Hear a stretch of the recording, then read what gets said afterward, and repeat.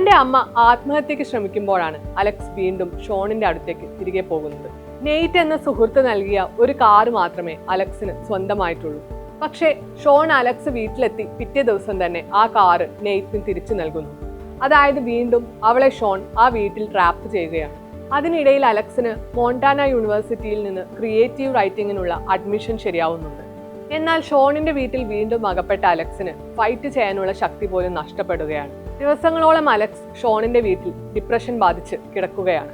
ഒരു ദിവസം ഷോൺ വീട്ടിലേക്ക് മദ്യപിച്ച് വന്ന ശേഷം വഴക്കുണ്ടാക്കുകയും ഒരു ജഗ് എടുത്ത് അലക്സിന് നേരെ എറിയുകയും ചെയ്യുന്നു.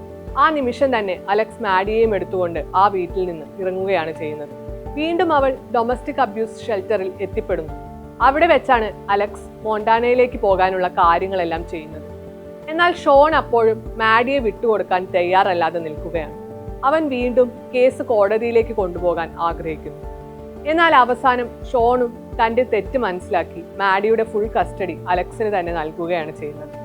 തുടർന്ന് മാഡിയും അലക്സും മോണ്ടാനയിലേക്ക് യാത്ര തിരിക്കുന്നിടത്താണ് സീരീസ് അവസാനിക്കുന്നത്. അലക്സ് എന്ന പോരാളിയുടെ കഥയാണ് മെയ്ഡ്. നമ്മൾ സാധാരണ കണ്ടുമറക്കുന്ന എത്രയോ സ്ത്രീകളുടെ പ്രതിഫലനമാണ് അലക്സ്. വളരെ ചെറുപ്പത്തിൽ തന്നെ അമ്മയാകേണ്ടി വന്ന സ്ത്രീകൾ എത്രയോ നമുക്ക് ചുറ്റുമുണ്ട്. അബ്യൂസീവായ ബന്ധങ്ങളിൽ അകപ്പെട്ട് ജീവിതം മുന്നോട്ട് കൊണ്ടുപോകാൻ സാധിക്കാതെ നിൽക്കുന്ന ഒരുപാട് സ്ത്രീകളെ നമുക്കറിയാം. അവർക്കെല്ലാം പ്രചോദനമേകുന്ന കഥാപാത്രം കൂടിയാണ് മെയ്ഡിലെ അലക്സ്. പ്രതിസന്ധികൾ വന്നപ്പോഴെല്ലാം അലക്സ് ധൈര്യത്തോടെ അതിനെയെല്ലാം നേരിട്ടു. തന്റെ മകൾക്ക് നല്ലൊരു ജീവിതം കൊടുക്കാൻ മാത്രമേ അവൾ ആഗ്രഹിച്ചിട്ടുള്ളൂ. അതിനുവേണ്ടിയാണ് അവൾ നിരന്തരം പരിശ്രമിച്ചത്. അതിൽ അലക്സ് വിജയിക്കുകയും ചെയ്യുന്നുണ്ട്.